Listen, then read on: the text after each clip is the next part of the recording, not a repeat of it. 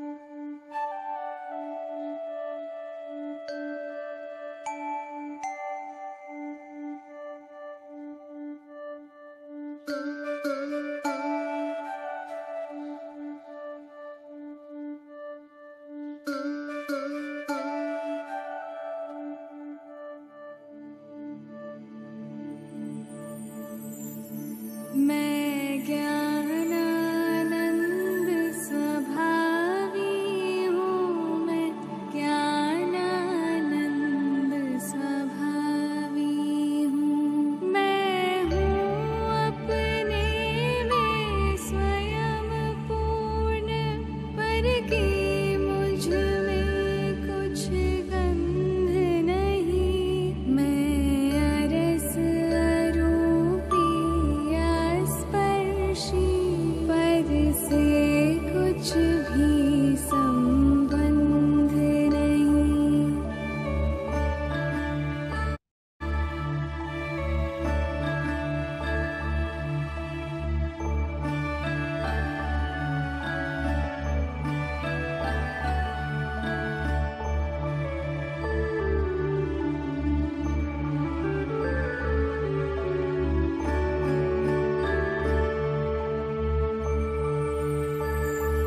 मैं रंग राग से भिन्न, भेद से भी मैं भिन्न निराला हूँ। मैं हूँ अखंड चैतन्य पिंड, निज रस में रमने वाला हूँ।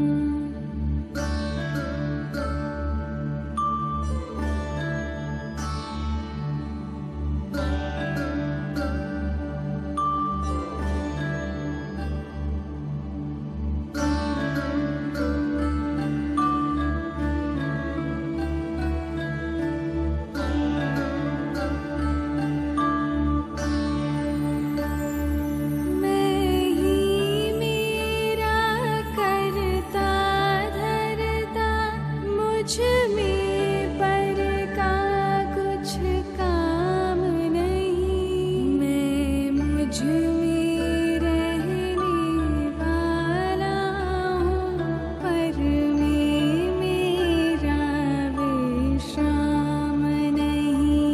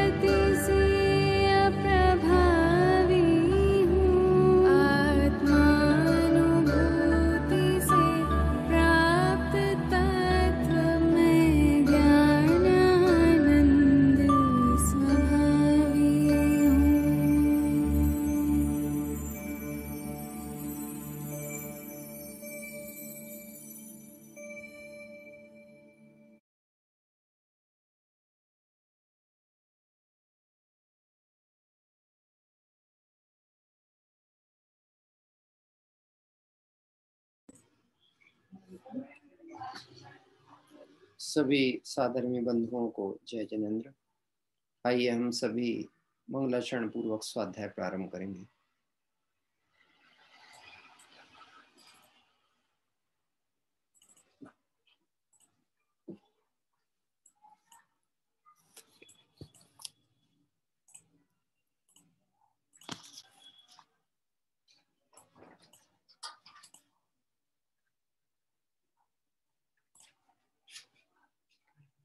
नमो हरिहंताणं नमो सिद्धाणं नमो आयर्याणं नमो वच्छायाणं नमो लोये सब साहूणं तिहुवण तिलयं देवं वंदिता तिहुवणिंद परिपूज्यं वोच्छमाणुपेहावो भव्य जनानंद जननियो त्रिभुवन तिलक सत इंद्र वंदित देव श्री अरहंत को कर नमन कहूँ अनुप्रेक्षाएं भव्य को सुख कर अहो भव्य को सुख कर अहो। कार्तिक अनुप्रेक्षा ग्रंथ के आधार पर हम सभी ने निजरा भावना की चर्चा पूर्ण की थी और इस चर्चा के अंतर्गत अंतिम गाथा में यह बात आ रही थी, जो मुनि वीतराग भाव रूप साम्य रूप सुख में लीन तन्मय होकर बार बार आत्मा का स्मरण तथा ध्यान करता है तथा इंद्रिय और कषायों को जीतता है, उसकी उत्कृष्ट निजरा होती है। इस तरह से उत्कृष्ट निजरा के स्वरूप में वीतराग भाव रूप साम्य रूप अपना ज्ञायक स्वभाव का चिंतन ध्यान, यही एक प्रक्रिया है निजरा की, इसके अलावा कोई नहीं। वास्तव में विचार करें तो कर्मबंध की प्रक्रिया में भी यही बात लागू होती है। स्वरूप से हटकर और विकार रूप परिणति जब भी होती है तो वह आश्रव का कारण, और विकारों से हटकर स्वरूप में स्थिरता होती है वह निजरा का कारण। इस प्रक्रिया को और विशेष रूप से समझने के लिए हम सभी मोक्ष मार्ग प्रकाशक में इस बात को स्पष्ट तौर पर और निजरा के संबंध में जो अन्यथा मान्यताएं हैं जीव की, उसका विषय को समझने का प्रयास कर रहे थे। मोक्ष मार्ग प्रकाशक में 7वां अधिकार में 230 नंबर के पृष्ठ से ये चर्चा प्रारंभ हुई थी। हमने जहाँ यह चर्चा की थी उसमें ये बात आई थी, तथा यह अनशन आदि तप से निजरा मानता है, परंतु केवल बाह्य तप करने से निजरा होती नहीं। थोड़ा सा पढ़ेंगे एक बार तो पुनरावृत्ति होगी और विषय ध्यान में आ जाएगा। केवल बाह्य तप करने से तो निजरा होती नहीं है। बाह्य तप तो शुद्धोपयोग बढ़ाने के अर्थ करते हैं। शुद्धोपयोग निजरा का कारण है, इसलिए उपचार से तप को भी निजरा का कारण का क्या कह रहे, शुद्धोपयोग निर्जरा का कारण होता है। इसलिए और यह जो तप आदि हैं, इन सब का उद्देश्य क्या है कि जीव का परिणाम जो बाहर की तरफ भागता था वह पहले तो सीमित होकर के सीमांकन होके अपनी सीमा में आए और फिर स्व में चला जाए।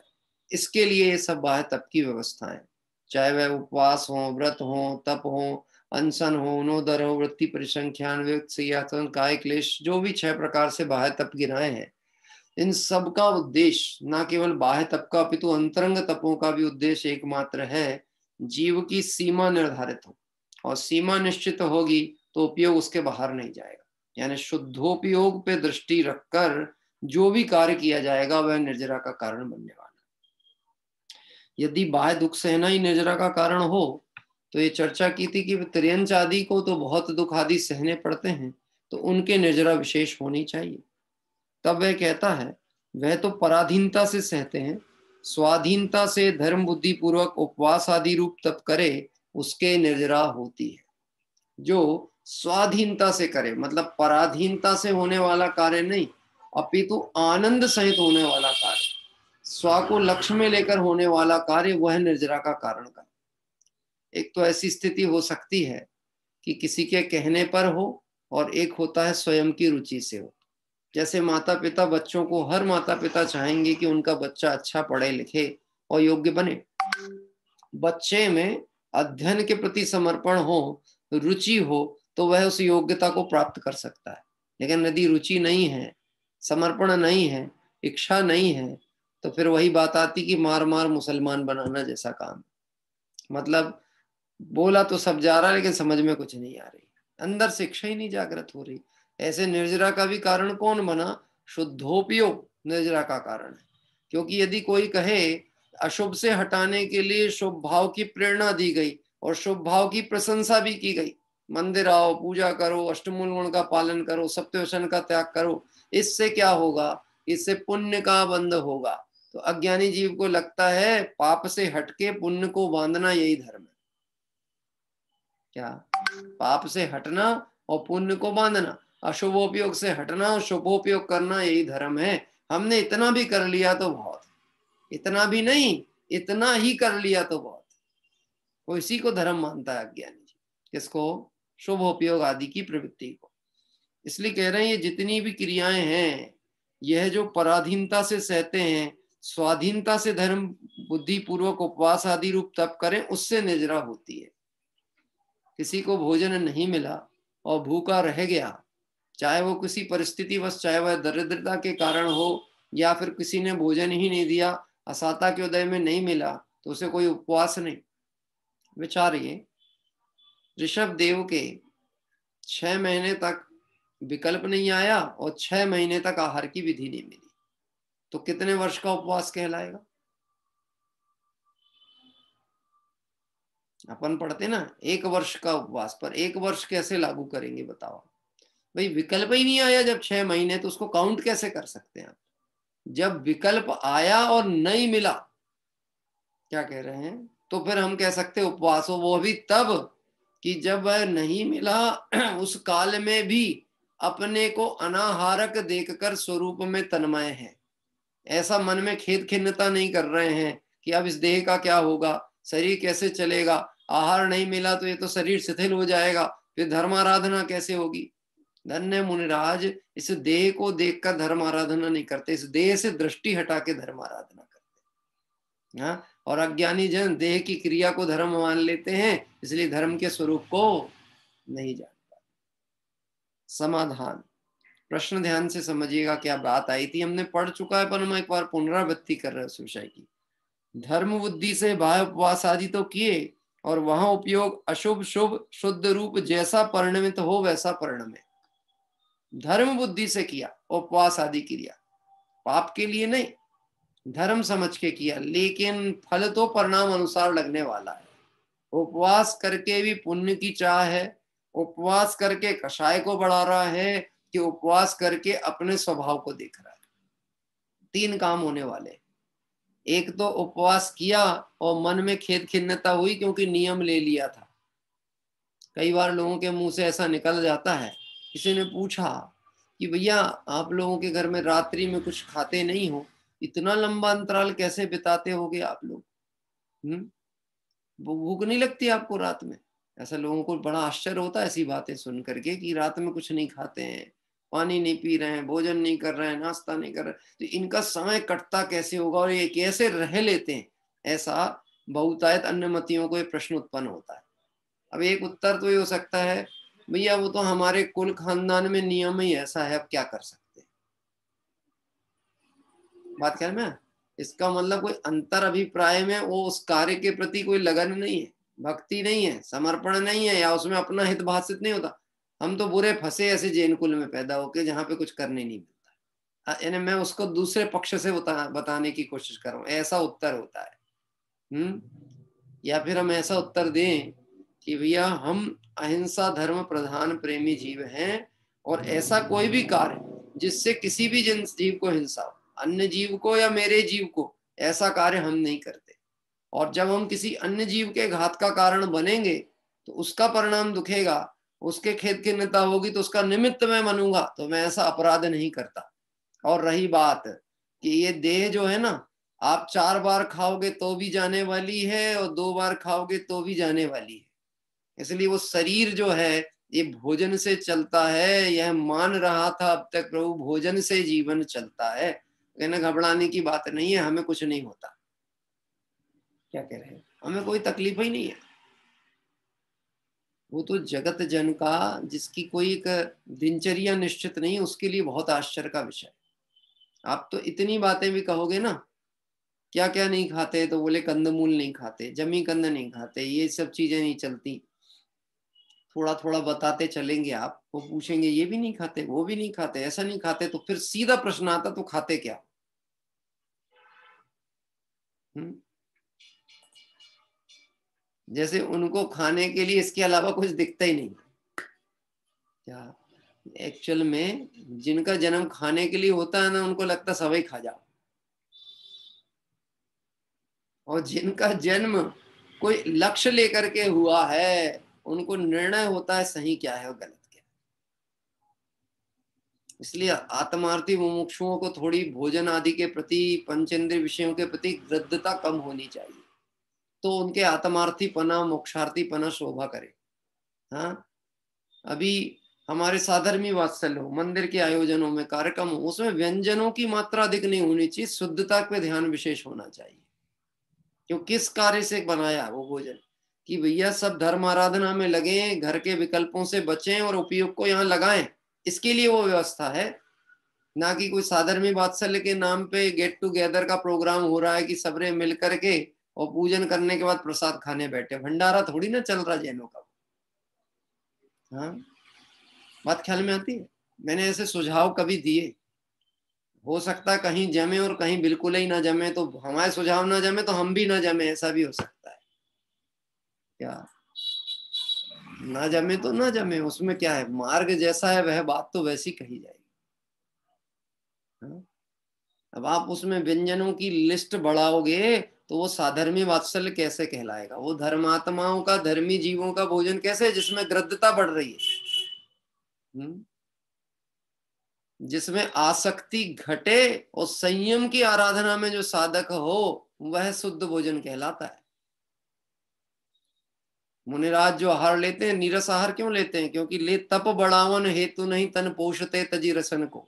मुनिराज रसों का त्याग कर तप की वृद्धि के लिए आहार लेते हैं, और यदि आहार लेने से प्रमाद होता दिखे तो आहार छोड़ भी देते हैं। ये चर्चा आने वाली है। निर्जरा में भाव समझने की आवश्यकता है, अभिप्राय से निर्जरा का स्वरूप समझ में आने वाला है। धर्म बुद्धि से बाह्य उपवास आदि तो किए, और वहां उपयोग अशुभ शुभ शुद्ध रूप जैसा परिणमित हो वैसा परिणमो। यदि बहुत उपवास आदि करने से बहुत निर्जरा, थोड़ा करने से थोड़ी निर्जरा, ऐसा नियम ठहरे, तब तो उपवास आदि ही मुख्य निर्जरा का कारण बनेगा। क्या मात्र उपवास करने से ही निर्जरा होगी? बाह्य तपों से निर्जरा होगी? ये निर्जरा का मूल कारण वीतराग साम्य भाव रूप परिणति के बल से आत्मा पे बारंबार उपयोग स्थिर होना। देखो, निर्जरा का कारण चालू कहां से हुआ, और हम विषय क्या पढ़ रहे हैं? निर्जरा तत्व का अन्यथा स्वरूप ऐसा नहीं है, लेकिन जीव ऐसा मानते हैं। क्या, मैंने ऐसे देखे हैं बच्चों में भी, संस्कार डालने या प्रेरणा करने के लिए उनको उपवास आदि की प्रेरणा दी जाती कि चलो भैया, व्रतों के दिन में कम से कम बाजार का त्यागो, एक आध दो दिन उपवास करो। अभी उपवास का नियम तो अंगीकार कर लिया, और आकर के मान लो किसी के प्रेरणा से पूजा आदि में बैठ भी गए, तो आके कहाँ बैठ गए? कहीं दीवार से टिक के, नहीं तो मोबाइल लेके, और उपवास है। तो अभी हिम्मत नहीं है तो हम खड़े होके पूजा नहीं करेंगे, बैठ के करेंगे, कोई बात नहीं, पुस्तक लो। हाँ, तो नहीं, पुस्तक पकड़ने की भी हिम्मत नहीं है। हम तो सुनेंगे, आप गाओ पढ़ो, हम सुनेंगे। अब आप विचार करना, ये जो परिणाम चल रहा है, इस परिणाम में जिसमें अरुचि का भाव साथ साथ गर्भित है, इस अरुचि के भाव से परिणाम कैसे होंगे? शुद्ध रूप तो प्रत्यक्ष नहीं है। अभी शुभ रूप परिणाम भी वह होंगे जब भक्ति के अनुसार परिणाम समर्पित हो, तो अशुभ रूप मंद कषाय रूप परिणत। लेकिन यहां तो अरुचि का भाव चल रहा। बार बार ये देखे कि कब सुबह हो जाए दूसरे दिन की, और मैं उठ करके फिर कुछ ले सकूं।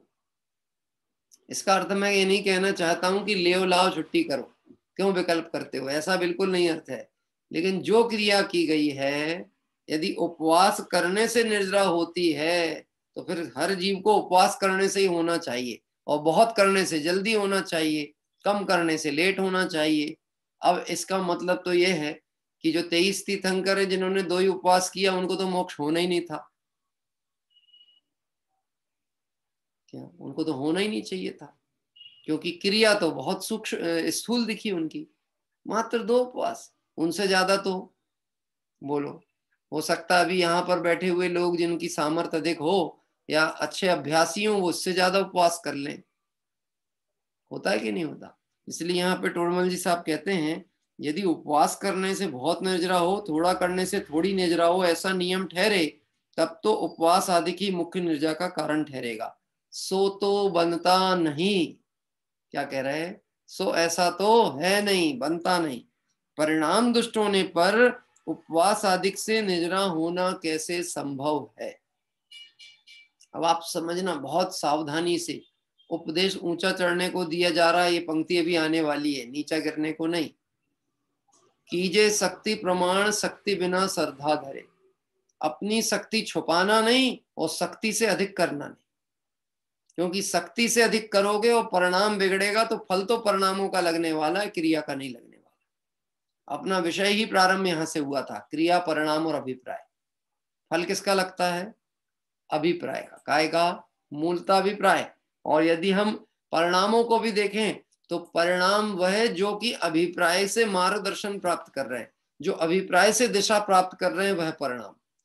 श्रद्धा यदि गलत है, यदि श्रद्धा में यह बैठा हुआ है कि पुण्य करेंगे तो स्वर्गाधिक सुख मिलेगा, सांसारिक सुख सुविधाएं मिलेंगी, यानी श्रद्धा भ्रष्ट है। अब श्रद्धा भ्रष्ट जीव उपवास व्रत आदि भी करेगा तो क्यों करेगा? कि वो इसलिए करेगा कि पुण्य का बंधन। क्या पुण्य का बंधन? बहुत सावधानी समझना। जीवनदर स्वामी ने मरणासन्न अवस्था में कुत्ते को डमुकार मंत्र सुनाया और डमुकार मंत्र की भाव भाषणा कर कुत्ता मर के देव हो गया। इसका अर्थ ये नहीं निकाला ना कि जिसने जिंदगी भर धर्म नहीं सुना उसको आखिरी में डमुकार मंत्र सुनाने से वो स्वर्गति में चला जाएगा। इसकी 1% की गारंटी नहीं। कुत्ता जरूर बन सकता है। क्या स्वर्ग जाने की गारंटी नहीं है? तिर्यंच गति में जा सकता है वो, उसमें कोई आश्चर्य की बात नहीं, क्योंकि परिणाम आर्त और उधर चलेंगे ना, गति छूटने संबंधी पर्याय छूट जाएगी। अब मैं मरा, अब मैं मरा, अब मैं मरा, तो ये परिणामों का फल क्या होगा? हाँ, आर्त ध्यान का फल तिर्यंच गति, रौद्र ध्यान का फल नरक गति। आर्त ध्यान जैसे रोग के प्रति झूर रहा है, बैठ करके अंदर पे वही वही विचार चल रहा, मर जाऊंगा, क्या होगा, जिंदगी ऐसे ही चली गई, परिवार को कौन देखेगा, मेरा क्या होगा, ना जाने जो परिणाम किए उसका क्या फल होगा, कहीं दुर्गति तो नहीं चल जाऊंगा। ऐसा सोच सोचते सोचते अब कोई नमकार मंत्र भी सुना है, संबोधे भी तो परिणाम नहीं लगते। ऐसा होता है, लोग बुला के ले जाते हैं किसी के अंतिम समय आदि के काल में कि संबोधन को चलो। बहुतायत जीवों की परिणति देख के समझ में आती है कि इनको कितना पकड़ में आ रहा है।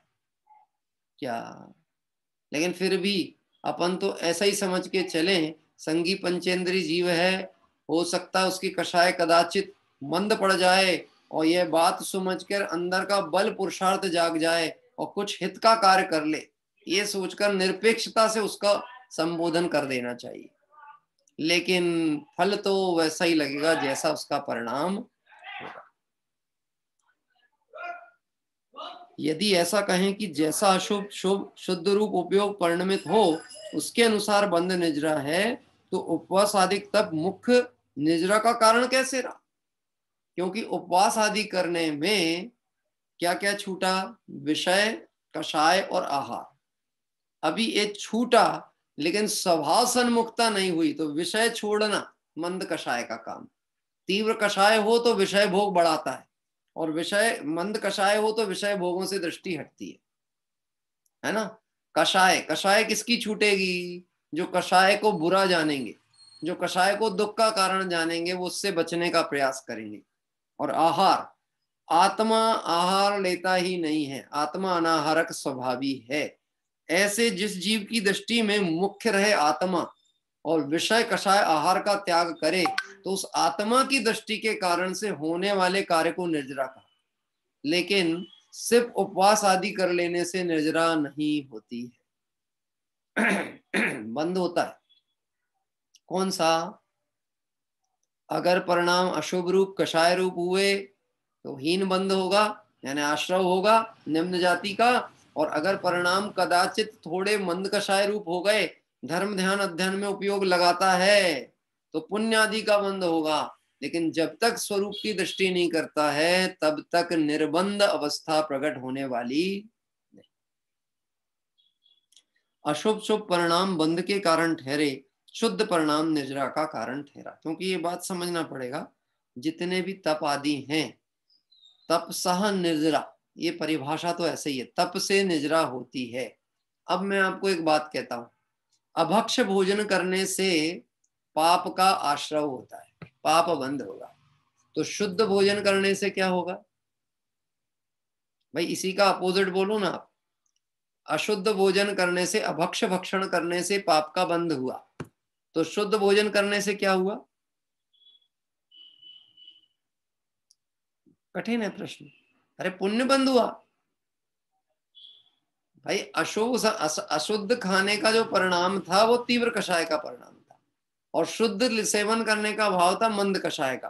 परंतु इसमें समझना यह है, वहां पाप का बंध हुआ, यहाँ पुण्य का बंध हुआ। और चर्चा चल रही है निर्जरा की। चर्चा काय की चल रही है? निर्जरा की। अभी फिर आपको प्रश्न होगा, पंडित जी उपवास में भोजन की बात लाई क्यों रहे हो? इसलिए तो हम कह रहे हैं उपवास से निर्जरा होती है। अब समझने की आवश्यकता है, भोजन का ग्रहण या भोजन का त्याग ये आत्मा का कार्य ही नहीं। क्या भोजन का ग्रहण या भोजन का त्याग ये आत्मा का कार्य ही नहीं है? आत्मा तो भोजन का ग्रहण करने वाला नहीं है, जानने वाला है। क्या कर रहे हैं? भोजन का जानने वाला है आत्मा, ग्रहण करने वाला नहीं।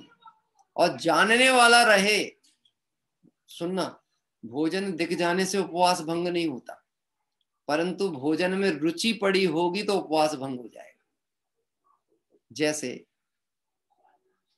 आपके घर में कोई बच्चे हों और उनके अभी थोड़ा सा शिथिलता हो, और वो कदाचित रात्रि में कुछ फलाहारी वगैरह ले लेते हो।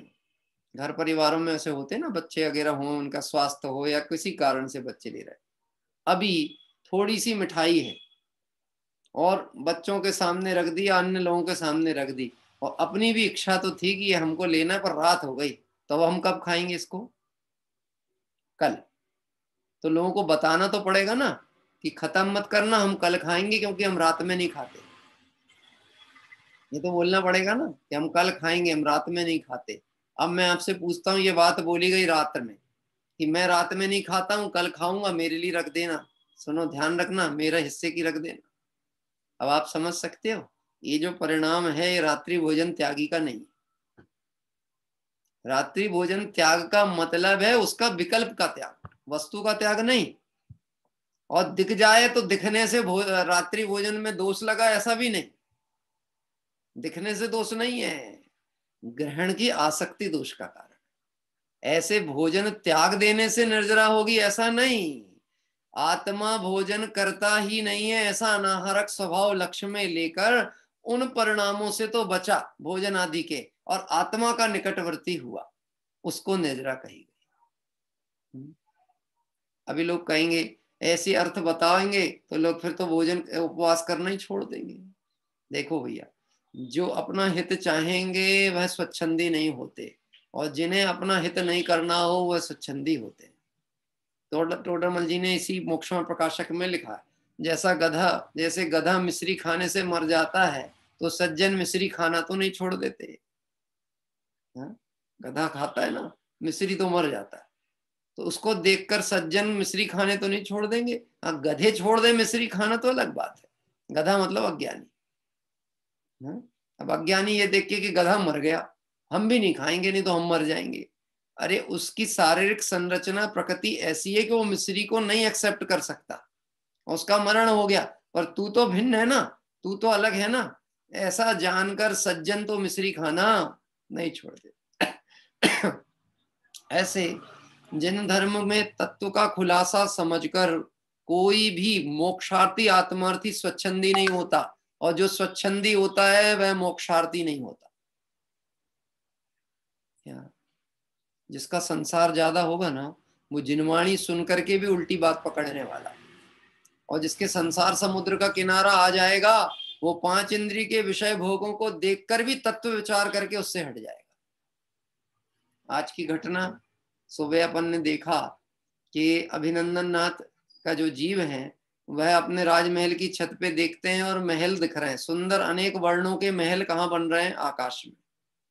अभी एक जगत जन के लिए ऐसी चीज हो जाए तो उनके लिए तो वंडर हो गया, आश्चर्यजनक घटना हुई। बोले क्या? आज तो बादल में महल बन गए थे। हाँ, और वो क्या देख रहे हैं उसमें? दुनिया के लिए जो विस्मय और आश्चर्य की कारण है उनको इस बात पे आश्चर्य आ रहा है, इसमें आश्चर्य क्या है? ये तो प्रकृति की व्यवस्था है, लेकिन ये भी कितनी क्षणभंगुर है, कितनी चंचल है। हाँ? तो देखने की दृष्टि का कमाल है। राग उदय भोग भाव लागत सुहावने से, बिना राग ऐसे लगे जैसे नाग कारे। राग के उदय में विषय भोग जो अच्छे लगते हैं, राग चला जाए वो ही ऐसा लगते हैं जैसे डसने के लिए सांप आ रहे हैं। देखना, जब तक सुख पैसे में पड़ा हुआ है, धन में पड़ा हुआ है, स्त्री में पड़ा हुआ है, वैभव में पड़ा हुआ है, तब तक उसको बढ़ाने की कोशिश। और जहां सुख अपना अपने में दिखने लगा, ऐसा लगेगा कब इससे छूट जाऊं, कब इससे मुक्त हो जाऊं, क्योंकि यह बंधन मुझे संसार को बढ़ाने का कारण हो रहा है। इसलिए यहां पर लिखा, उपवास आदि तप मुख्य का निर्जरा कारण कैसे रहा? अशुभ परिणाम शुभ परिणाम बंध के कारण ठहरे, शुद्ध परिणाम निर्जरा का कारण ठहरे। तत्वार सूत्र में तपसा निर्जरा चा ऐसा कहा गया, शास्त्र में इच्छा निरोधः तपा ऐसा कहा गया। देखो, दो चीजें आ रही हैं, दो सूत्र। पहला सूत्र क्या है? तपसा निर्जरा चा। कहाँ लिखा है? तत्वार सूत्र में 9वें नंबर पे, तीसरे नंबर का सूत्र, 9वां अध्याय तीसरा सूत्र। और शास्त्र में कहते हैं इच्छा निरोधः तपा, तप से निजरा होती है और इच्छाओं का निरोध करने से तप होता है। अब आप एक बात समझना, जिसने जितना इच्छाओं को जीत लिया वो उतना बड़ा तपस्वी। और जिसकी जितनी ज्यादा इच्छाएं हैं, वस्तु है या नहीं है इससे कोई मतलब नहीं, सामग्री है या नहीं इससे मतलब नहीं, इच्छा कितनी है, विषय भोग भोगने की लालसा कितनी है, वो उतना बड़ा भिखारी है। जैसे एक सामान्य दृष्टांत दें, समझ में आपको आएगा। भिखारी होता ना जो भीख मांगता रहता है, ये भीख मांगने वाले भिखारियों की कई बार आपने मनोवृत्ति ऐसी देखी होगी, इनके पास एक पोटली होती है, ये मांगते हैं और उसमें रखते जाते हैं, मांगते हैं और उसमें रखते जाते हैं। कई बार आपने उनको देखा होगा, उनकी दरिद्रता तकलीफ देख के आपने उनको कोई कपड़े भी दिए पहनने को, कि भैया ये फटे वाला फेंक दो और ये पहनो, ये वाला पहनो, देखो तुम्हारे कपड़े पूरे फट गए हैं। वो मालूम क्या करता है? कि वो पहना तो फटा ही रहेगा और जो आपने दिया जो पोटली में डाल लेगा। क्यों? बोलो आप, ऐसा क्यों करता है वो? वो वास्तव में अपनी दरिद्रता मिटाना ही नहीं चाहता, क्योंकि उसको दरिद्रता में आनंद आ रहा है। उसको लगता है मेरी यह तकलीफ, यह दरिद्रता देख करके लोग मेरे को सहयोग करेंगे, मैं अच्छे कपड़े पहन लूंगा तो लोग कहेंगे अपना काम करो ना, भीख क्यों मांगते हो? और उसको भीख मांगने में मजा आता है। हाँ? बात ख्याल में पड़ रही? उसको लगता है यही अच्छी जिंदगी है, बैठो मंगो जो मिल जाए सो खाओ। ऐसा नहीं है कि उसकी सामर्थ्य नहीं है, ऐसा नहीं कि वो मेहनत नहीं कर सकता, लेकिन वो इतना प्रमादी हो चुका है कि पुरुषार्थ ही नहीं करना चाहता। ऐसे जिस व्यक्ति की जितनी इच्छा, आप समझना उसके पास परिग्रह के नाम पे कितना है, एक पोटली, वो भी उधारी की, लोगों की करुणा में दिए गए कपड़े, भोजन, यही सामग्री है। लेकिन उस भिखारी को पाप बंद कितना, कितना आपके हिसाब से कितना परिग्रह कितना है? हमारे से ज्यादा है कि कम है? कम है ना, हमारे से तो कम है। लेकिन पाप का बंध है पूरे विश्व को भोगने संबंधी आसक्ति पड़ी हुई है। अब एक और बात समझना, चक्रवर्ती को ज्यादा पाप का बंध होता होगा कि हमको?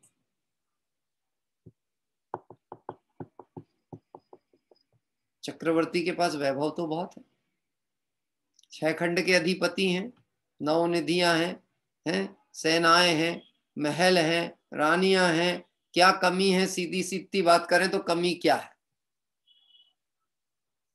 कि कोई कमी नहीं है। तो चक्रवर्ती और उसका स्वामी बना, ये मेरा है, उसको मिला है उदय अनुसार सब कुछ। अब मैं आपसे पूछना चाहता हूं, ज्यादा पाप का बंध किसको होता होगा? जिसके पास इतना संयोग है उसको होता होगा, या जिसका संयोगों पे दृष्टि जितनी आसक्ति से पड़ी है उसको होता होगा?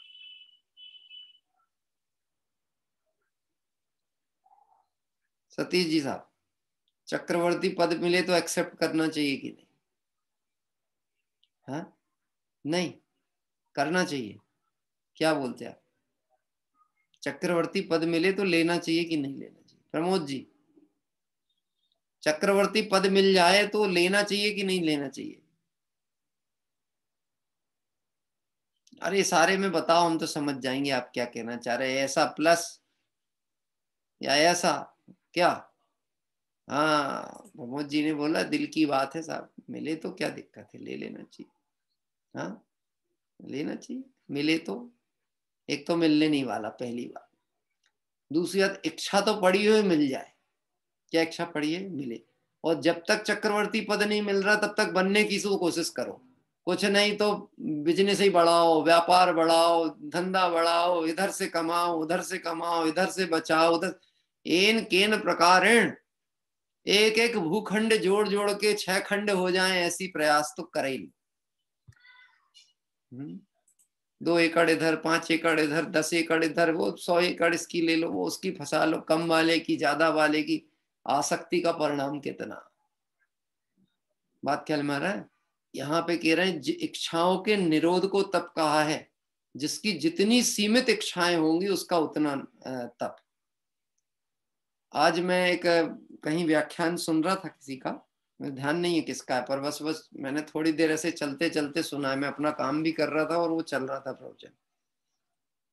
उसमें एक बात आई थी, अयाचक वृत्ति तप मुनिराज का एक लक्षण है। मुनिराज का लक्षण क्या है? अयाचक वृत्ति तपस्वी, यानी जिनकी याचना का परिणाम खत्म हो गया उनके तप है।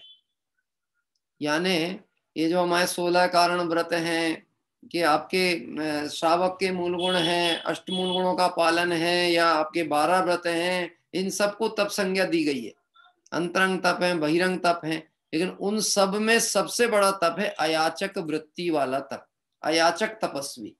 अब अयाचक तपस्वी मतलब क्या? कि जिसके इच्छाओं का ही अभाव हो गया।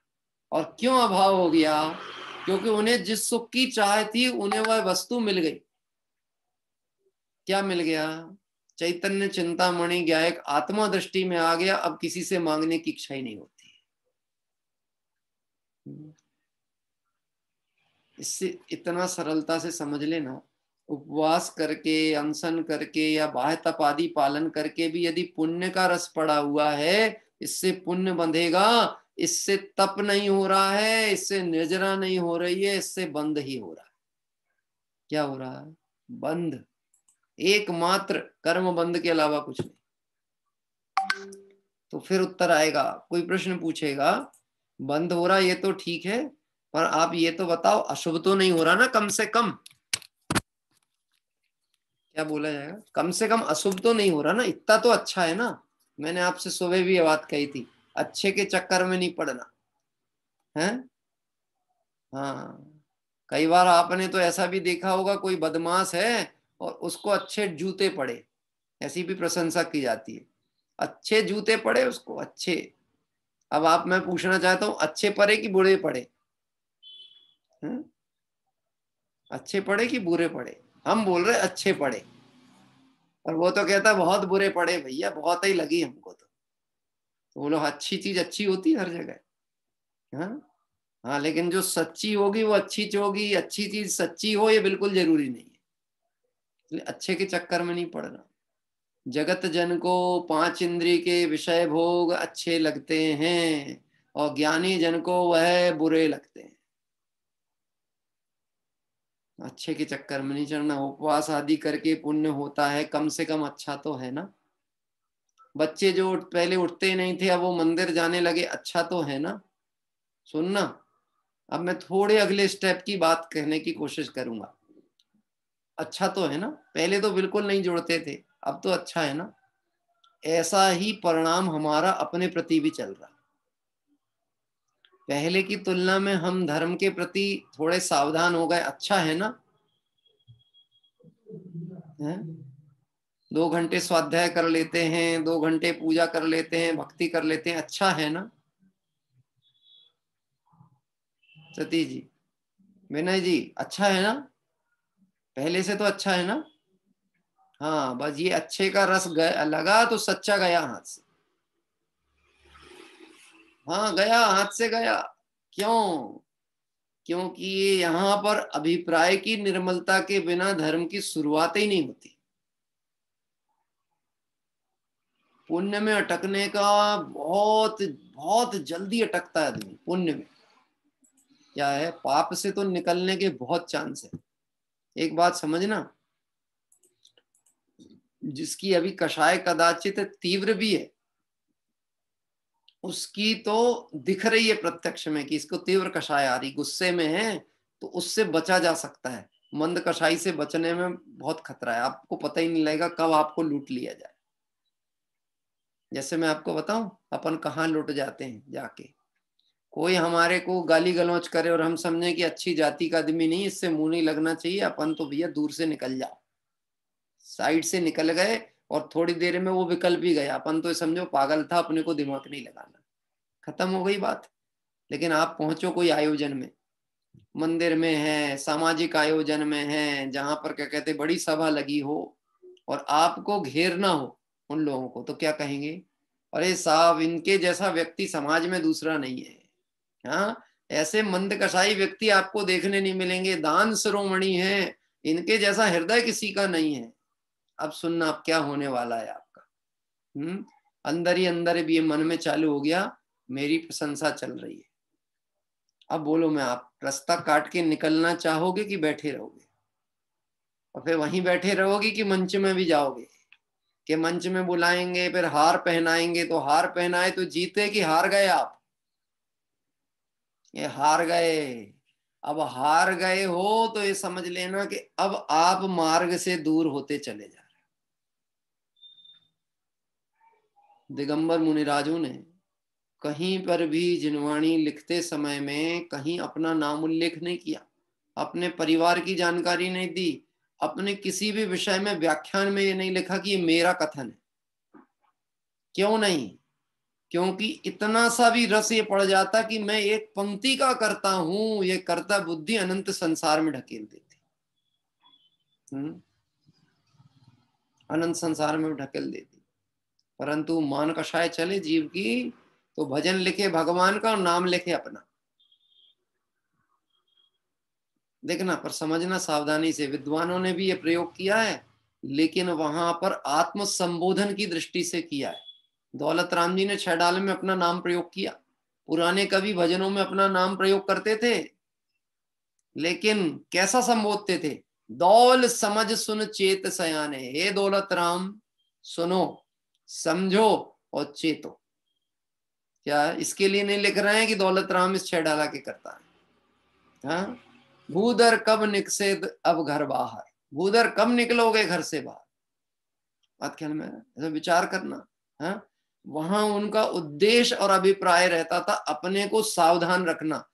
वास्तव में भक्ति उन्होंने किसी के लिए लिखी चली, ये आत्म संबोधन की भक्तियां थी पूरी। और नहीं तो अपने को विकल्प आए, हमने लिखी है, एक बार आप पढ़ के देखना कैसी, और अच्छी है तो आप बोलो तो हम छपवा और दें, और एक आध व्यक्ति मिल जाए तो उनकी तरफ से बंटवा दें। क्या अब आप सोचना, आपका जो भी श्रम या उपयोग उसमें लगा था ना धर्म कार्य में, उसमें जैसा परिणमित होगे वैसा फल लगने वाला है।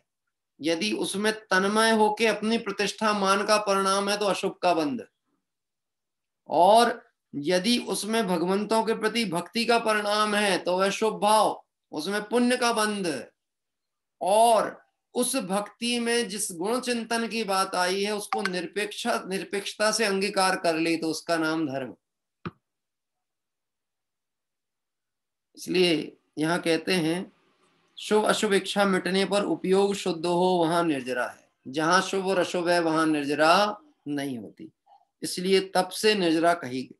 यहाँ कहता है आहार आदि रूप अशुभ की तो इच्छा दूर होने पर ही तप होता है, परंतु उपवास आदि व प्रायश्चित आदि शुभ कार्य है, इनकी इच्छा तो रहती है ना। देखो प्रश्न ध्यान से सुनना, क्या प्रश्न किया कि आहार आदि रूप अशुभ की इच्छा दूर होने पर तप होता है। पहले तो अशुभ से बुद्धि हटे तो ही धर्म होगा ना। जो मंदिर नहीं आया है वह मंदिर के अंदर आएगा तभी तो धर्म समझेगा ना। ये प्रश्न कर रहा है। हाँ, अब मालूम हमको ऐसी ऐसी हमारी सोच में लगता है, हम स्वाध्याय करते हैं, हम चिंतन करते हैं, हम मनन करते हैं, हम अष्टमूल गुण का पालन कर रहे हैं, रात्रि भोजन का त्याग है, छने पानी का है, मोक्ष पहले कौन जाएगा बताओ? पहले मोक्ष कौन जाएगा? छने पानी पीने वाले की अनछना?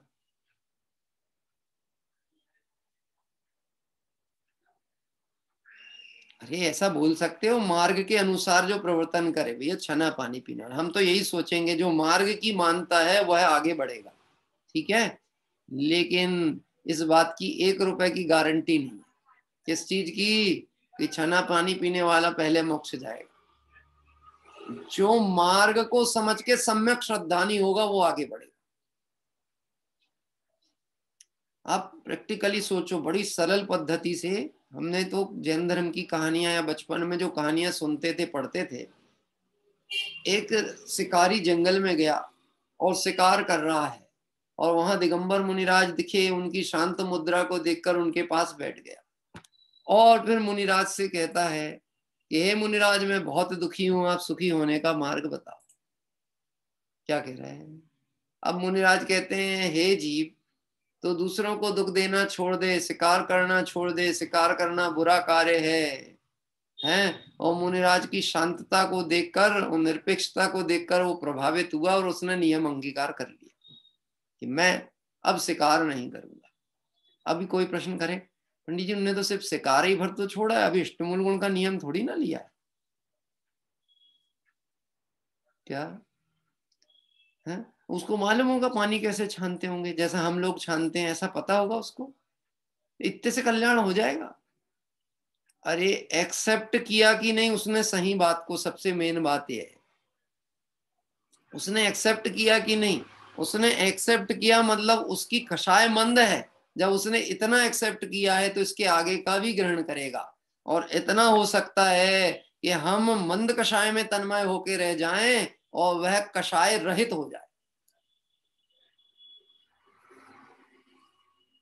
चूक कहाँ होती है कि जहां पर हम सम्यक श्रद्धान ना करके वस्तु स्वरूप को अपनी इच्छा अनुसार परिणमित कराना चाहते, चूक वहां हो जाती। कभी भी धर्म दूसरे को देख के नहीं करना, दूसरे को देख के नहीं करना, और दूसरे में अपेक्षा भी नहीं करना कि इसके जीवन में धर्म आए। यदि आपने यह प्रक्रिया की तो निश्चित आपके परिणाम बिगड़े बिना रहेंगे। हाँ, मैं आपसे एक बात कहता हूं, आपने घर में या तो सब धर्म रुचि वाले हो जाएं तो अच्छा है कि नहीं है? फिर सावधानी से समझना, अच्छा है कि नहीं सब धर्म रुचि वाले हो जाएं? अच्छा है। और जैसे अपने बरैया जी साहब के घर में, उनके घर में नहीं थे धर्म रुचि वाली पत्नी, अब वो नहीं थी तो अच्छा था कि बुरा था?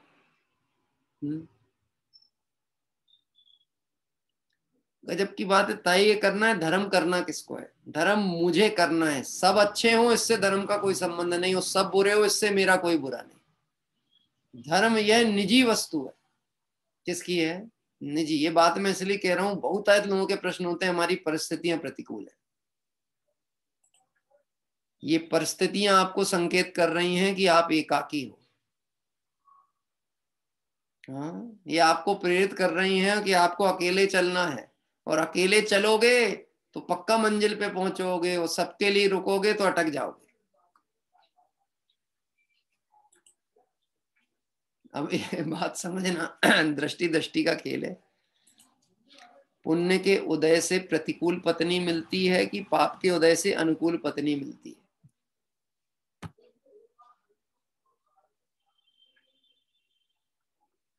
गलत बोला क्या मैं? आप सोच रहे होगे पंडित जी कहाँ से कहाँ गुणा भाग कर डाले आपने, मैं तो समझ ही नहीं आया। पुण्य के उदय से प्रतिकूल पत्नी मिलती है कि पाप के उदय से अनुकूल पत्नी मिलती है? नहीं, बोले हम तो ये कह रहे पुण्य के उदय से अनुकूल मिलती है और पाप के उदय से प्रतिकूल मिलती है। अनुकूल कहें प्रतिकूल कहें, यह झूठी मन की वृत्ति है। यहाँ पुण्य पाप के उदय से कोई लेना ही देना नहीं है। प्रतिकूलता भी पर है और अनुकूलता भी पर है। ज्ञानी को ना अनुकूलता रोक सकती है, ना प्रतिकूलता उसको भटका सकती है।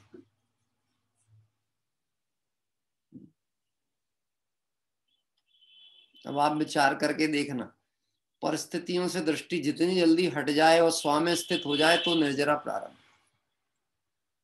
देखिए समाधान, प्रश्न क्या है? आहार आदिक अशुभ की तो इच्छा दूर होने पर ही तप होता है, परंतु उपवास आदिक व प्राश्चित आदिक शुभ कार्य इनकी इच्छा तो रहती है ना। ऐसा परिणाम तो ज्ञानियों को भी तो आता है ना। ये प्रश्न है, बोलो ज्ञानियों को आता है कि नहीं आता? धर्म का परिणाम, व्रत तप आदि अंगीकार का परिणाम ज्ञानियों के जीवन में होते हैं कि नहीं होते? कि होते हैं। समाधान, ज्ञानी जनों को उपवास आदि की इच्छा नहीं है। क्या कह रहे हैं? ज्ञानियों के उपवास की इच्छा नहीं है, एक शुद्धोपयोग की इच्छा है। लक्ष्य किसके ऊपर है? शुद्धोपयोग पे। और उपवास आदि करने से शुद्धोपयोग बढ़ता है, इसलिए उपवास आदि करते हैं। पुण्य बढ़ता है इसके लिए नहीं, मुझे समय मिले और मैं अपने पास बैठ जाऊं, इसके लिए ये सब विकल्पों को वो छोड़ते हैं। हाँ, इसलिए बात बहुत ध्यान से समझनी है। वही बात, उपवास में सिर्फ भोजन त्याग का नाम उपवास नहीं होता। तो पंडित जी फिर तो संभव ही नहीं है। अभी तो जैसे तैसे कर ही लेते थे, कम से कम भोजन छोड़ लेते थे, एक टाइम खाते थे, नहीं खाते थे, मंदिर पूजा कर आते थे, खा लेते थे, और नहीं खाते थे तो कम से कम ऐसा है मंदिर से दुकान चले जाते थे तो टाइम तो कटता था। हाँ, अब आप कह रहे हो कि वो दुकान जाना पाप परिणाम है, दुकान नहीं जाना चाहिए उपवास करने वाले को, तो अब रहने दो, हम फिर उपवास भी नहीं करेंगे। कि भैया तुमने पहले भी उपवास नहीं किए, सिर्फ लंघन किए हो। क्या किए? लंघन। मतलब भूखे रहे हो, उसका नाम धर्म नहीं। ये मान्यता जीव के कूट कूट के भरी हुई अंदर, कूट कूट के अपनी बात चल रही, अपनी।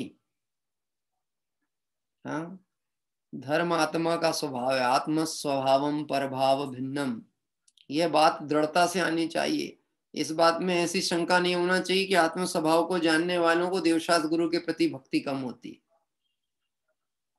वह मार्ग से विपरीत प्रवर्तन करते हैं। ऐसा बिल्कुल नहीं है, किसी स्थिति में नहीं है। यह सिर्फ अज्ञानियों पे लागू होता है, ज्ञानियों पे लागू ही नहीं होता है नियम।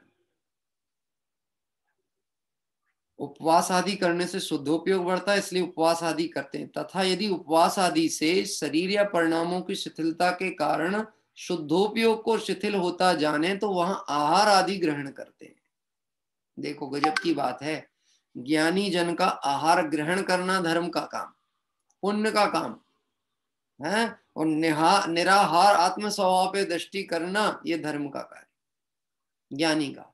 और अज्ञानी की साथ की स्थिति बड़ी विचित्र, वो भूखा भी रहे तो भी कर्म बांध रहा, हाँ, और अशुद्ध खाए तो पाप बांध ही रहा है, लेकिन भूखा रहे तो भी कर्म बांध रहा है। उसके खाते में सिर्फ संसार की वृद्धि के अलावा कुछ नहीं आ रहा।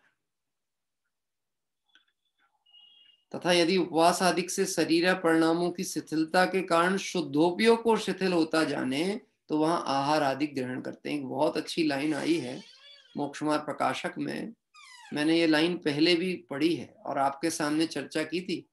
मुनिराज कोई भी क्रिया खींच तान के नहीं करते। क्या कर रहे हैं?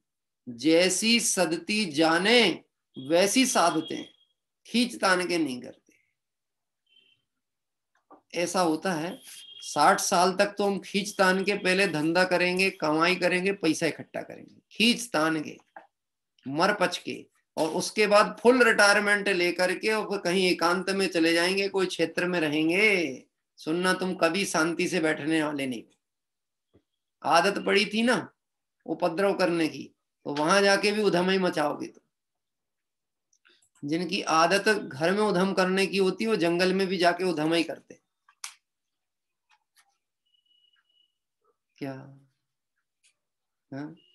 ऐसा होता है, बच्चे घर में बहुत उधम करते हैं और स्कूल में, अब स्कूल में तो मैडमों को पता है कि कैसे बैठते, सीधे बैठते, कि जो उद्यमी होते वो उद्यमी होते, इधर भी उद्यमी उधर भी उद्यमी। हाँ? इसलिए पहले यह समझने की आवश्यकता है कि परिणामों की शिथिलता होए तो दिगंबर मुनिराज इस शरीर को शिथिल होता जाने, शुद्धोपयोग में कारण में शिथिलता दिखे परिणामों में, तो आहार लेते हैं। और यदि आहार लेने से प्रमाद बढ़ता दिखे तो उपवास करते हैं, पर खींच तान के कुछ नहीं करते कि हमारे संग में कोई मासोपवासी है तो हम भी करेंगे, ऐसा देखा देखी प्रवृत्ति उनकी नहीं। ये मार्ग देखने दिखाने का नहीं है, ये मार्ग समझ करके सुधारने का है। दृष्टि सुधरे तो मार्ग की सार्थकता है। यदि उपवास ही से सिद्धि होती तो अजितनाथ आदि 23 तीर्थंकर दीक्षा लेकर 2 ही उपवास क्यों धारण करते? उनकी शक्ति तो बहुत थी। वज्र विषभ नाराज सहनन था ना, तीर्थंकर का जीव है, तो चाहे तो महीनों वर्षों तक नहीं ले तो शरीर शिथिल नहीं पड़े। अपने जैसा ऐसा थोड़ी ना, ये 2 घंटा ना हो तो शुगर डाउन होने लगे अपनी। हाँ, क्या कह रहे हैं? ये खाली पेट हो तो चक्कर आने लगे, ऐसा थोड़ी ना होता उनके साथ में। लेकिन गजब की बात है, सामर्थ्य होने पर भी उपयोग उस दिशा में गए ही नहीं। 2 उपवास हुए तो 2 उपवास भी कोई उन्होंने विकल्प रूप से किए नहीं, वो सहज प्रक्रिया में वो हुआ। तो फिर अब हमारे मन में प्रश्न आएगा, हे प्रभु ऐसा बल और सहनन हमको भी हो जाए। कैसा बल और सहनन? जैसे अजितनाथ आदि तीर्थंकरों का था, ये भूखे भी रहे तो दिक्कत ही ना हो। गजब की बात है, यहाँ आहार करना या आहार छुड़ाने की बात ही नहीं चल रही है। यहाँ पे शुद्धोपयोग रूप परिणति सावधानी से अपने स्वामी आ रही है कि नहीं, इसकी तरफ उपयोग है। पर हमेशा ध्यान कहाँ जाता है? या तो शरीर के ऊपर, या शरीर की क्रिया के ऊपर, या बाहर की क्रियाओं पर, या जिसे व्यवहार धर्म संज्ञा प्राप्त है उसी को निश्चय मानना। इसी मिथ्या मान्यता में जीव फंसा रह जाता है। उनकी तो शक्ति बहुत थी, परंतु जैसे परिणाम हुए वैसे बाह्य साधन द्वारा एक वीतराग शुद्धोपयोग का अभ्यास किया। इस तरह से अभी ये चर्चा हुई, कुछ चर्चा और बाकी है। बहुत सुंदर चर्चा है, समझने जैसी है, सरल भाषा में है, और अपनी भ्रांति निकल जाए और अपने जीवन सुधरे, दृष्टिकोण सुधरे।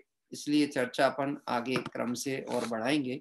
अभी विराम लेते हैं। आज चूंकि अष्टमी का दिवस है, चतुर्दशी का दिवस है, और इसलिए हम सभी यहाँ पर 12 भावना का पाठ प्रारंभ करेंगे।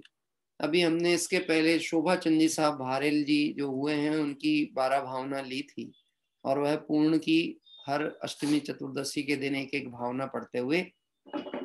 आज से हम चालू करते हैं आदरणीय डॉक्टर साहब हुकुमचंद जी साहब की 12 भावना, और उसमें से 2-2 भावनाएं लगभग हम एक एक दिवस में पढ़ा करेंगे। आज प्रथम पढ़ रहे हैं अनित्य भावना।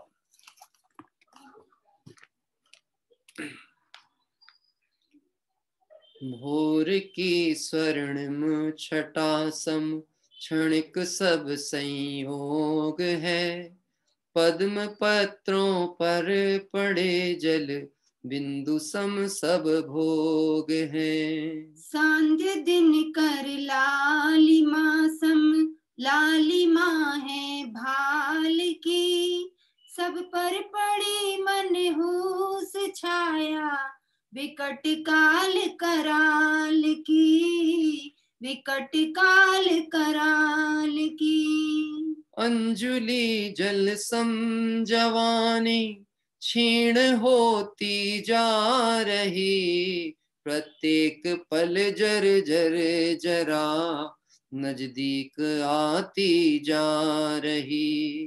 काल की काली घटा प्रत्येक क्षण मंडरा रही, किंतु पल पल विषय तृष्णा तरुण होती जा रही, तरुण होती जा रही।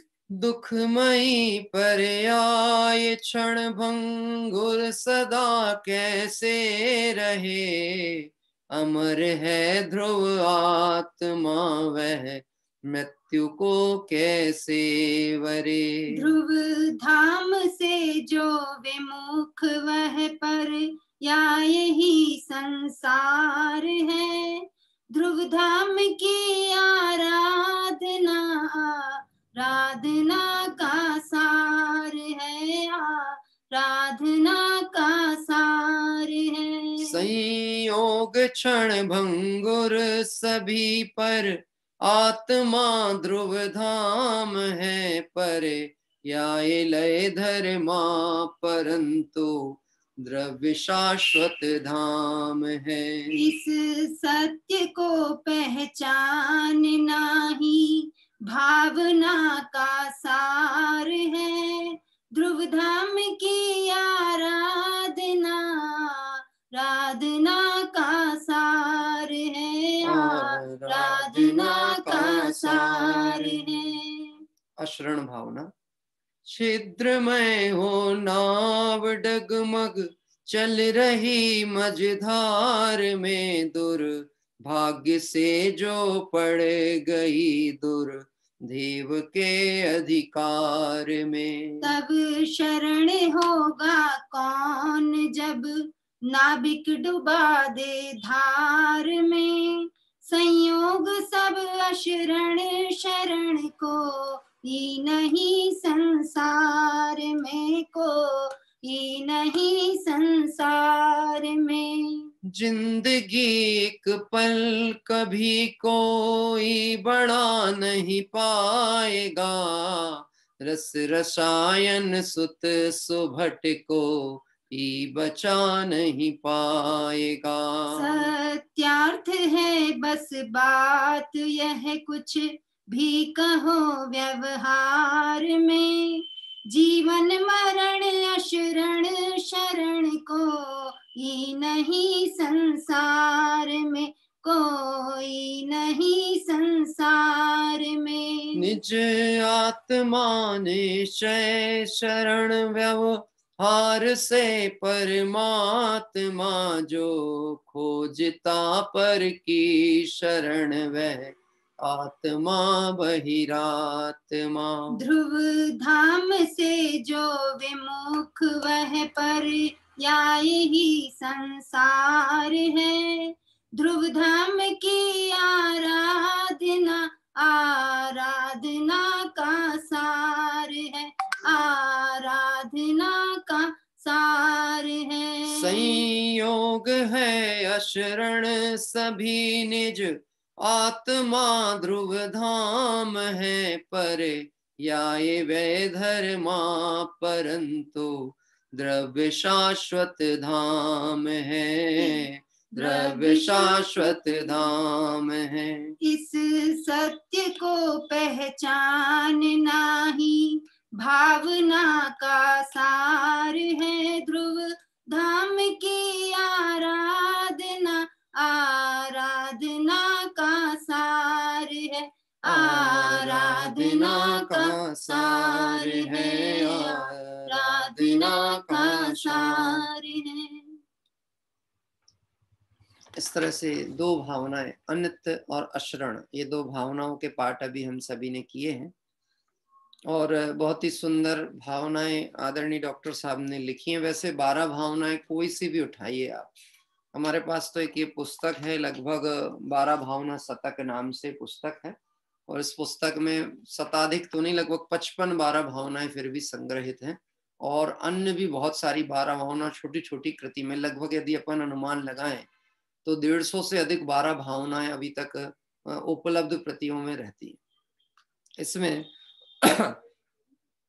भोर की स्वर्णिम छटा सम क्षणिक सब संयोग है, पद्म पत्रों पर पड़े जल बिंदु सम सब हो गए। ये सब वह चर्चाएं हैं जो प्रथमान योग में घटनाक्रमों में देखने को आती हैं। सुबह का समय कितना अच्छा होता है, जो सुबह उठता है उसको पता होगा कि सुबह का जो सूर्य उदय है वो कितना अच्छा होता है। आपने देखा होगा कुछ लोग सूर्य उदय देखने के लिए अपने घर में तो नहीं उठते हैं, लेकिन मनाली है या हिल स्टेशनों पर जाते हैं। देखा आपने? हाँ, वहां 4 बजे से उठ करके एक फोटो खींचने मिल जाए, टाइम पे चूक नहीं जाए, उसके लिए पहले से जागृत होकर के खड़े रहते फोटो खींचने। लेकिन वैसा वह जो अवसर है, वह जो समय है, वो कितने देर का, ये विचार करना, कितनी देर का, वो क्षण मात्र का है। वह जो छटा दिखने वाली है वो कितनी जल्दी विलुप्त हो जाएगी। ऐसा अनित्य है संसार है। और इसकी चर्चा अनेक रूप में करते हुए अंजुलि जल सम जवानी क्षीण होती जा रही। हाथ में रखा हुआ जो पानी है, चुल्लू में भरा हुआ पानी है, वो कितनी देर का। मैं इसके लिए एक प्रथमानियों का एक दृष्टांत आपको ध्यान दिलाऊं। हाँ, जब श्री कृष्ण की मृत्यु नजदीक आई और बलभद्र आदि जो उनके भाई हैं पानी ले लेकर के दौड़ते थे, हाथ में पानी लेकर के दौड़ के आते थे, लेकिन सरोवर से लिया और जब तक इनके पास आ रहे हैं एक बूंद पानी नहीं बचता। हाँ, बोलो कौन बचा सकता है। एक तीर के लगत कृष्ण की विनश गई काया, एक बूंद पानी नसीब नहीं।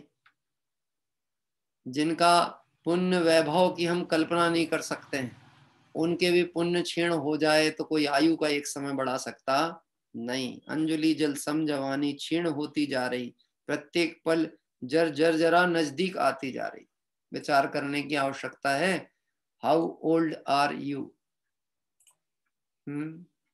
अगर कोई न्यू बॉर्न बेबी भी है तो वो ओल्ड है। किसकी अपेक्षा से? जो गर्भ में था उसकी अपेक्षा से ओल्ड है। अगर 1 महीने का है तो 1 महीना वृद्ध हो चुका है। और हो सकता है यदि उसकी आयुष्य ही उतनी हो, कोई 1-1.5 माह की आयु लेके आए और अंतिम दिवस चल रहा हो, तो उसने अपना पूरा जीवन पूरा कर लिया वर्तमान पर्याय का। ऐसे कितनी हमारी आयु है इसका कोई ठिकाना नहीं। काल की काली घटा प्रत्येक क्षण मंडरा रही, किंतु पल पल विषय तृष्णा तरुण होती जा रही। जैसे जैसे ये आयु क्षय को प्राप्त हो रही है, क्षरण की तरफ प्राप्त हो रही है, ये जीव के विषय कषायों की आसक्ति घटनी चाहिए, बढ़ती चली जाए। एक बात विचार करना, अपने को अपने अपने लिए करना। व्यापार आदि विकल्प भी थे, घर गृहस्थी संबंधी तो एक सीमा और एक परिवार की आवश्यकता अनुसार तो तय किया, लेकिन उसको भी सीमांकित कर लेने में अपना हित है। सब तरह के कार्यों में जहां विकल्प उलझते हैं उन कार्यों से बचना। एक उम्र के बाद में और अपने योग्य व्यवस्था रख लेना, गृहस्थ की भूमिका है ना, अपने योग्य आवश्यक व्यवस्था थोड़ी रख लेना, पराधीनता की तरफ मत जाना, बाकी तो सब उदय का खेल है।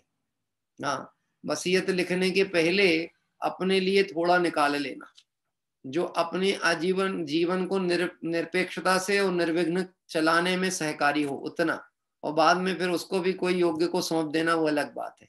सबरा दे मत देना मोह के चक्कर में। मैं एक दूसरी बात कह रहा हूँ, मोह के चक्कर में सबरा लिख मत देना, किसी को दे मत देना, क्योंकि उदय बदलते में टाइम नहीं लगने वाला है। उदय बदला और जिसे तुमने सब दिया वो तुम्हें को सबसे पहले निकाल के फेंकेगा। आप बोलेंगे भैया उदय बदल गया तो क्या करें? ये जानते हुए भी सावधानी पूर्वक प्रवर्तन किया जाता है। इस तरह से अनित्य भावना, अशरण भावना, ये देह कैसी है, छिद्रमय हो नाव डगमग चल रही मझधार में। नाव में छेद हो गया है और चल रही है सरोवर में, कितने दिन चलेगी, कब तक चलेगी, कब डूब जाएगी, पता लगने वाला नहीं है। और गजब की बात है, दुर्भाग्य से जो पड़ गई दुर्देव के अधिकार में। एक तो छेद, नाव में पानी भर रहा था और ऊपर से बारिश और चालू हो गई, धुआंधार बारिश चालू हो गई, तूफान आ गया। अब क्या होगा कि अब तो डूबने के पूरे पूरे कारण दिखने वाले हैं। इसलिए मनुष्य पर्याय प्राप्त हुई है और अवसर चूका तो भव भव पछताएगा, फिर काल अनंतरे दुख का घन छाएगा। ऐसे बहुत सुंदर जयमालाएं, ये अपने 12 भावना है। अपन इसका जितना चिंतन करते हैं तो उसमें से हमें वैराग्य रस का पोषण होता है। हाँ जी, एक नाम हमारे पास आया था, शायद हितेश्वरी जैन है ना? हाँ बेटा, हितश्री जैन। आप भक्ति लेना चाहते थे तो आप ले सकते हैं। संक्षिप्त भक्ति ले लीजिएगा, बहुत ज्यादा दोहे हों तो कम लीजिएगा। हाँ। जय जिनेन्द्र, मेरा नाम हितेशी जैन है। और मैं सैनिक जैन द्वारा गाए गए भजन का भी गाने वाली हूँ। ए मेरे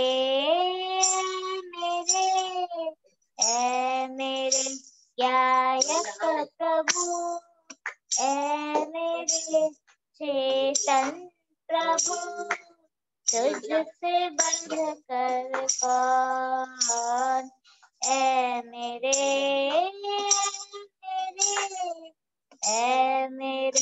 गायक प्रभु, ए मेरे चेतन प्रभु, तुझसे बढ़कर कौन। ज्ञान में बस ज्ञान है, ये है गीत ज्ञान है, ये है गायक ज्ञान तो मात्र शत्रु का खेल है। व्यर्थ में तू भ्रम करे, एक में बस नाद में, तुझसे बढ़कर कौन। ए मेरे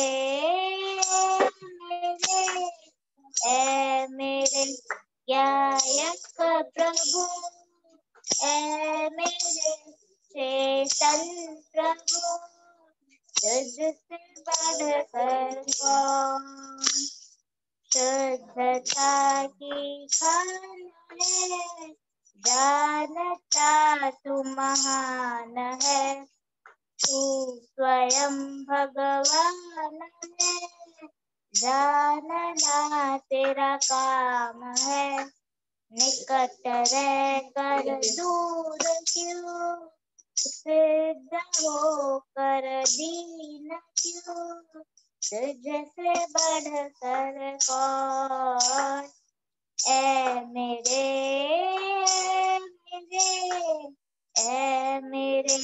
गायक प्रभु, ए मेरे चेतन प्रभु, तुझसे बढ़कर कौन, तुझसे बढ़कर कौन। जय जिनेन्द्र। बहुत सुंदर भक्ति पाठ अभी हितश्री, जो कि हमारे शायद मुंबई से जुड़ती हैं, उन्होंने सुंदर पाठ लिया। बेटा एक चीज भर मुझे आपसे कहनी है, आपने बहुत सुंदर लिया है पाठ, और शायद श्रेणिक भैया ने गाया होगा इसलिए वह है, लेकिन आपकी डायरी में या जिससे आप देख के पढ़ रहे हैं, मुझे उसकी फोटो अवश्य भेजिएगा। मुझे एक पंक्ति में ऐसा लगा है कुछ छोटी सी त्रुटि लगी थी, जहाँ ज्ञान देख तो नहीं बोल रही थी मैं, ओम का गाना लर्न किया था। लर्न किया है ना? हाँ हाँ ठीक है हाँ। ठीक है, कोई बात नहीं। आप उसमें देखिएगा, आपकी शायद एक पंक्ति में ऐसी लाइन आई है कि जो गेय हैं उनमें ज्ञान है, ऐसा शब्द आपका बोलने में आया। मैं और होगा तो फिर से सुन लूंगा, यदि ऐसा है तो गेयों में ज्ञान नहीं है, गेयों से ज्ञान नहीं है गेय गेय में है और ज्ञान ज्ञान में। ज्ञान गेयों में ज्ञान नहीं होता, ज्ञान से ही गेय जानने में आते हैं, ठीक है ना? तो यदि आपका वो लर्न किया हुआ है तो सुधरना बहुत जरूरी है, और लिखा हुआ तो संशोधन हो जाए।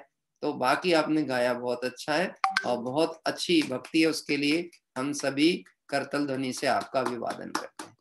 आइए अब हम भाव प्रतिक्रमण के लिए चलेंगे, और भाव प्रतिक्रमण के साथ साथ कल की मंगल तीर्थ वंदना में आप सभी को वैसे सुबह सूचित किया भी था कि कल प्रातः काल की जो हमारी मंगल तीर्थ वंदना होने वाली है वह एक कल्याणक तिथि है, संभावित धर्मनाथ भगवान का कल्याणक तिथि है, केवल ज्ञान कल्याणक है। और साथ ही साथ हाथरस का बहुत सुंदर मंदिर है। हाथरस मतलब हमारे अलीगढ़ के निकट में ही ये क्षेत्र पड़ता है, जहाँ पर आपको सासनी में तो दौलत राम जी थे ही, और हाथरस में भी अपने विद्वान हुए हैं, और बहुत अच्छा वहाँ का मंदिर है। स्फटिक आदि मणियों की प्रतिमाएं हैं, और पार्श्वनाथ भगवान मूल नायक है। तो कल प्रातः वहाँ के हम दर्शन का लाभ प्राप्त करेंगे। अभी भाव प्रतिक्रमण करते हुए, और भाई जिनेश जी जो कि पूना से, उनकी बेटी जिनवाणी स्तुति लेंगी। हे अरहंत प्रभु, मुझसे मन वचन काय द्वारा, कृत कारित अनुमोदना द्वारा, समरंभ समारंभ आरंभ द्वारा, क्रोधमान माया लोभ द्वारा, प्रमाद इत्यादि विभावों द्वारा इस भव में या पूर्व भव में सच्चे देवशास्त्र गुरु की अभिनय हुई हो, व्रतों में अतिक्रम व्यतिक्रम अतिचार अनाचार दोष लगाया हो,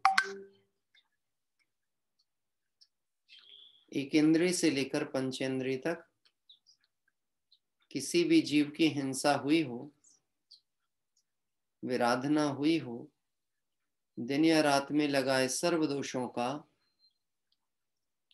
पश्चाताप व्यक्त करता हूँ, क्षमा मांगता हूँ।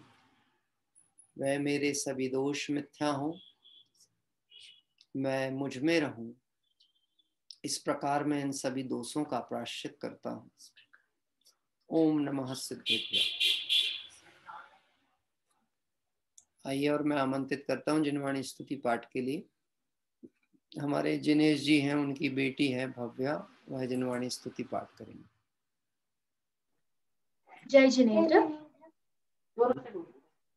आवाज आ रही है? आती आ रही।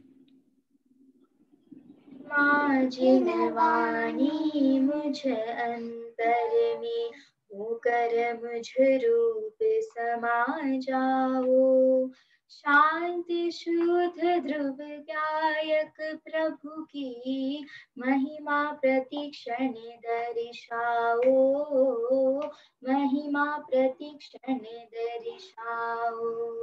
माँ जिनवाणी मुझ अंतर में होकर मुझ रूप समा जाओ, शांत शुद्ध ध्रुव गायक प्रभु की महिमा प्रतिक्षण दर्शाओ, महिमा प्रतिक्षण दर्शाओ। चैतन्य नाथ की बात सुने से अद्भुत शांति मिलती है, मानो निज वैभव प्रकट हुआ, मानो निज वैभव प्रकट हुआ, सब आधी व्याधि टलती है। माँ जिनवाणी मुझ अंतर में होकर मुझ रूप समा जाओ, शांत शुद्ध ध्रुव गायक प्रभु की महिमा प्रतिक्षण दर्शाओ, महिमा प्रतिक्षण दर्शाओ। गायक महिमा सुनते सुनते बस गायक मैं जीवन होगी, निज गायक में ही रम जाऊं, सुनने का भाव विलय होवे। माँ जिनवाणी मुझ अंतर में होकर मुझ रूप समा जाओ, शांत शुद्ध ध्रुव गायक प्रभु की महिमा प्रतिक्षण दर्शाओ, महिमा प्रतिक्षण दर्शाओ। हे माँ तेरा उपकार यही प्रभु तम प्रभु रूप दिखाया है, चैतन्य रूप की बोधक माँ, चैतन्य रूप की बोधक माँ, मैं सविनय शीश नवाया है। माँ जिनवाणी मुझ अंतर में होकर मुझ रूप समा जाओ, शांत शुद्ध ध्रुव गायक प्रभु की महिमा प्रतिक्षण दर्शाओ, महिमा प्रतिक्षण दर्शाओ, महिमा प्रतिक्षण दर्शाओ। जय बोलो जिनवाणी माता की जय हो। जय जिने। बहुत सुंदर भक्ति पाठ अभी हमारे भव्या नाम है ना बेटा, भव्या। छोटी वाली का क्या नाम है, छोटी बहन का? नित्या। नित्या, नित्या, हाँ मैं भूल गया था। बहुत अच्छा। तो अभी भव्या के द्वारा ये जिनवाणी माँ का सुंदर पाठ किया गया, और अच्छा कंठ भी बहुत सुंदर है, तो स्वर भी अच्छा है, भाव भी अच्छे हैं, और छोटी बहन बिल्कुल कॉपी भी करती है, तो बहुत जल्दी वो आखिरी आखिरी पंक्ति को पकड़ करके और मूल बात पर आ जाती है। अच्छा है, बच्चों में ये उत्साह है, संस्कार है, निश्चित ही भव्या नाम ही है, तो वह भव्यता की दिशा में आगे उनके कदम बढ़ें, ऐसी भावना हम सभी करते हैं। आइए, और भी जो बच्चे हमारे इस कक्षाओं में स्वाध्याय में बैठते हैं, मेरा अनुरोध है बच्चे लोग प्रयास करें। दिखते हैं इसलिए हम उनसे अपेक्षित भी रखते हैं कि वो तैयारी करें, और उनके नाम आएंगे तो हम जरूर उनके द्वारा भक्ति स्तुति आदि का लाभ लेंगे। आइए हम सभी 3 बार ओंकार मंत्र का स्मरण करते हुए कायोत्सर्ग करें। नमो अरिहंताणं नमो सिद्धाणं नमो आयर्याणं नमो वज्रायाणं नमो लोये सब साहूणं नमो अरिहंताणं नमो सिद्धाणं नमो आयर्याणं नमो वज्रायाणं नमो लोये सब साहूणं नमो अरिहंताणं नमो सिद्धाणं नमो आयर्याणं नमो उपवज्रायाणं नमो लोये सब साहूणं। जय बोले द्वादशांग में जिनवाणी माता की जय हो। देव शास्त्र गुरु भगवान की जय हो। अनंतानंद सिद्ध परमेष्टि भगवंतों की जय हो। वीतरागी जैन शासन की जय। इस तरह से मंगल आराधना करते हुए हम सभी सम्यक पथ पर आगे बढ़ें और अल्पकाल में संसार दुख से मुक्त हों। इस पवित्र भावना के साथ अभी का स्वाध्याय विराम लेता है, और कल प्रातः काल हम सभी पुनः एक मंगल तीर्थ मंगल जिन मंदिर के दर्शन करते हुए धर्मनाथ प्रभु का केवल ज्ञान कल्याणक महोत्सव मनाएंगे। अपने निर्धारित समय पर आप सभी पुनः जुड़े। इसी पवित्र भावना से विराम। सभी को जय जिनेंद्र।